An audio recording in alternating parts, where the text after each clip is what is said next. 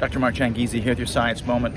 Should those that fell into mass hysteria and agitated for civil liberties, violating interventions for the last 2 years and prejudicial treatment of the unvaccinated and so on, and treated us as deniers, should they be excused because they were like soldiers just following orders?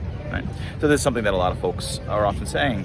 After, where I'm tweeting about this, I'm really going after the folks who want to, and I've been on the last few Science Moment videos, they want to excuse world leaders, they want to excuse commentators who have these views, saying, well, they're just victims of the mustachioed puppeteers on the outside. And this is ridiculous for a whole lot of reasons. And a lot of people in my support will say, they're sort of joking, they'll say, oh, well, I was just following orders.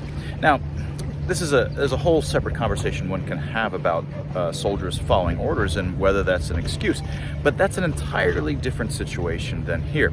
Soldiers just following orders are often coerced to do so.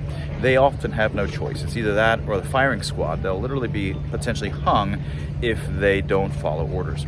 The people that we're talking about weren't following orders, and they in fact had no orders. They were not required to do this. They were part of mass hysteria. They voluntarily did it. And not only did they voluntarily do what the hysteria in some sense was telling them to do, they agitated, went out of their way to further push this new righteous religion upon everybody else. They are not soldiers just following orders. They are like Nazi brown shirts, right? They were pushing the righteous religion upon everybody.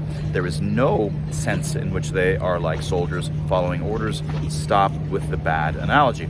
And that was your Science Moment. Get yourself a copy of Dr. Tim Barber and my Expressly Human, and come give us some support at the Free Expression Research Institute, freex.group.